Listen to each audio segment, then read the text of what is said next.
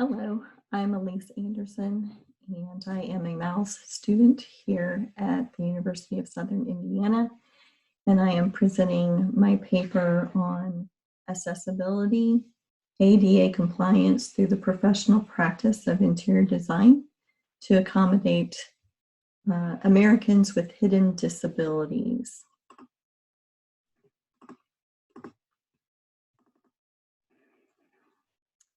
And we'll get my PowerPoint set up here. Here we go. So, the professional practice of interior design encompasses the integration of functional building systems with the aesthetic application of materials. It requires a significant research in the understanding of all facets of human interaction and needs. A major component of the Americans with Disabilities Act, or ADA 1990, existed in an inclusive approach to provide for the populace possessing physical limitations by removing barriers to those disabilities. More recently, a rise in the prevalence of conditions, although considered more hidden and often less physical limitations, yet still possessing accessibility challenges, has forced the development of an extensive list of disabilities to be covered under the ADA umbrella.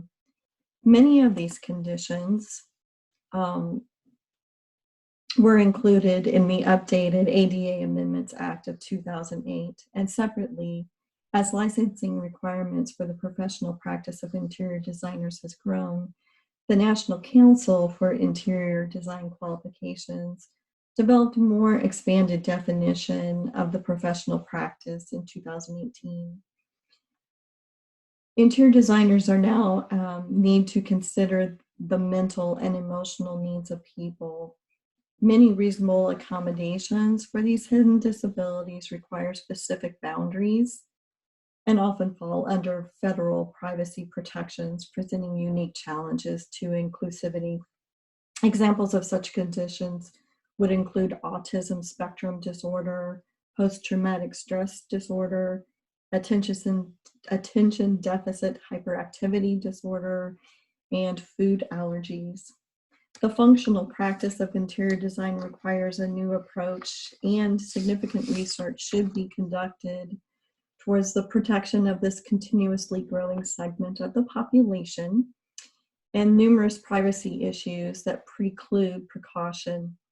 An approach of identifying interconnected requirements of the hidden disability population into sets could provide a means of constructing a balanced solution of inclusive sets of boundaries within the construction of new spaces. Understanding hidden disabilities and the prevalence within the student population. I will use the college campus as an example because it is a microcosm of society at large, with students, faculty, employees, and the community at large using the facilities. But really the focus needs to be on the most numerable segment of the populace, the student population, because subsequent populations would then reap the specific benefits of that the large population. This type of information, interior designers refer to it as the programming requirements of a project, and is really rooted in information that, quote, kinds of activities, the required adjacencies between people, the activities, and the particular furniture and equipment each person requires. Ballast, 1998. So I will use the definition of disability really defined by the Americans with Disabilities Act, and it's on the screen. A person who has a physical or mental impairment that substantially limits one or more major life activity. So this demonstrates that hidden disabilities could qualify. However, at the same time, a commonly accepted list of these hidden disabilities has not been adopted. And to confuse things more, Other governmental agencies use differing qualifications and definitions. Specifically, Medicaid and the Social Security Administration require an individual to possess conditions of a physical, mental, or developmental disability acquired at birth or subsequent injury or disease, and these agencies typically limit coverage to conditions that are severe, limiting multiple day-to-day operations. The American Community Service, or ACS, often referred to as the census, also is really the gathering force of data, but it really only uses 6 questions to mine that data. And the 6 questions really have regard to hearing, visual, cognitive, ambulatory, self-care, or independent living disabilities. And there are some hidden disabilities that would follow under this, but many do not. Individuals with those hidden disabilities still possess often a limitation or one or possibly more day-to-day operations, but the assistance required by others is much more subjective. A really good example is a young adult with a life-threatening food allergy. Much of the responsibility rests on the shoulders of the individual to manage his or her allergy. They carry epinephrine to halt anaphylaxis. They read constantly food labels. They are consistently aware of his or her surroundings. They keep their hands clean and typically have an allergy action plan in place. This individual does, however, require those around him or her to recognize the responsibility of others to provide information within the context of their day-to-day activities. Such an example would be a science teacher not using the allergen in an exercise for biology class. However, how would the teacher know this to be the case, as likely they are unaware of implications of incidental exposure due to nut husks, typically within potting soil. Such an example illustrates the complexity of this more hidden disability. Another complication within the understanding of hidden disabilities also exists in the differing classifications among professionals specifically tasked with assisting individuals with these conditions. The medical professions and social science professions really differ in their criteria, and medical models view disability as an extension of a physiological condition requiring therapy or treatment. In contrast, social models view disability as a result of societal forces on impairment and suggest changes to social norms and practices to reduce such reactions or restrictions. That's Pro 2012. Within this context, the design professional kind of lies somewhere in between these systems, providing service mandated by licensing requirements. Basically, the understanding of providing effective facilities for these individuals is obviously a cross-disciplined collaborative effort. An effective tool in compiling cross-disciplined information rests firmly in the advocacy agencies of these conditions. A broad publication called Disabled World has developed a list of 53 conditions falling into this hidden disability realm.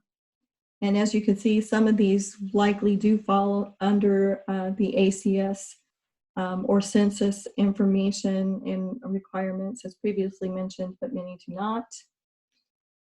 But typically all of these types of conditions do have advocacy agencies and research councils that certainly work towards litigation of issues and awareness and a variety of issues in that regard. An application approach. So really we should focus on what the most prevalent of these hidden disabilities are.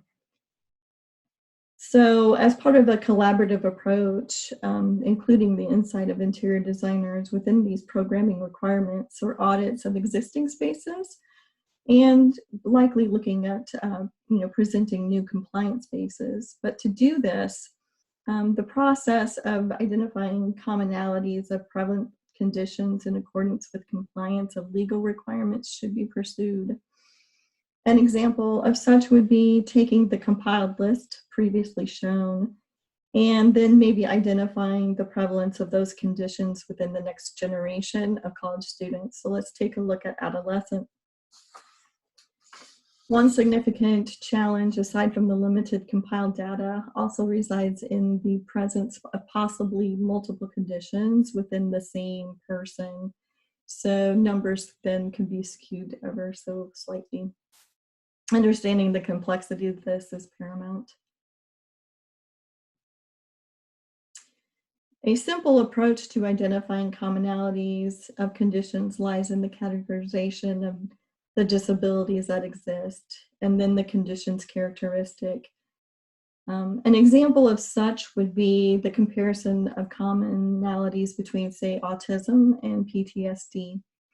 As a person with autism spectrum disorder exhibits behavioral deficits and often poses difficulties in loud, crowded situations. That would be Bayo 2014.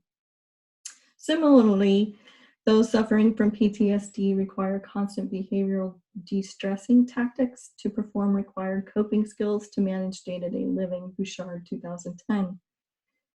So they have similar requirements, but what happens when the accommodation of one may cause a problem to another? This could be an example of maybe a emotional support animal and someone with allergies. So what do we do? Well, we need to identify the commonalities of limitations and then also identify the most utilized common spaces, right? So we've identified those common limitations. Let's identify those spaces. Within the example of the college campus again, those would typically be areas commonly used by all. Key to manage this type of approach would be vetting of legal requirements under the ADA. A key factor within this realm is the understanding of the term reasonable accommodation. Typically, this is referred to more in workforce compliance, but has become very well accepted in the realm of the educational environment. And key points to providing reasonable accommodations lies in the, quote, essential functions and equal benefits and privileges of the individual within the environment. That is a direct quote from the EEOC website. Using an example of the young adult with life-threatening food allergy, again to illustrate this, that would lie basically in properly placing an allergy-friendly dining surface basically within probably a specified dining hall, because you would need the specified dining hall that is up to speed on understanding of the preparation of the food without allergen and what cross contact is, as well as providing a safe space for the person to partake of the food. And this needs to be not necessarily completely excluded, but likely on the exterior or at least a boundary in between the mix of everything and that surface. So would a similar approach be available and effective for, say, someone with PTSD or autism where those social stressors occur? So we're going to go through a little bit of the understanding of privacy concerns, and then I'll get to conclusions. Another significant hurdle within the example of the college campus lies in the specifics of the 504 section of the Rehabilitation Act. Whereas the section 504 quote prohibits the post-secondary education recipient from making a pre-admission inquiry as to whether an applicant is a handicapped person, unquote. So the institution is required to inform all applicants of all auxiliary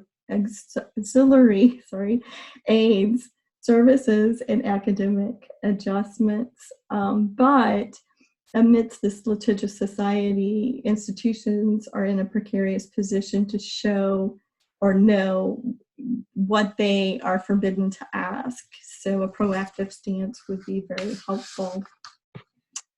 The challenge for professionals in assessing this vital information also lies a little bit with the Family Educational Rights and Privacy Act, or FERPA.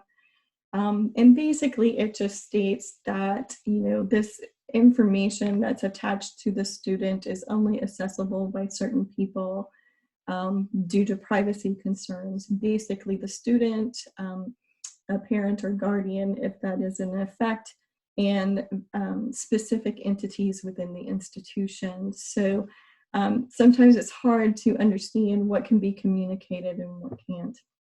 So finally, conclusions, really through this process put forth within this examination, the biggest thing that came to me was really the limited data available to discern the prevalence of these hidden disabilities within the general population, but also really within adolescents. It was really a challenge, and I did reach out to disability services and research librarians. There's just not a lot of conclusive evidence because it is new, and there's the varying definitions of what a disability is. So this limits the programming information required by interior designers to really properly provide their mandated service. But the process did help to identify the challenges within the college campus application. It gets kind of the ball rolling in that regard. And then finally, cross disciplines are really required to rectify the shortfalls. Understanding how each of these entities work, because there are a lot of entities at play. So that is my presentation, and thank you very much.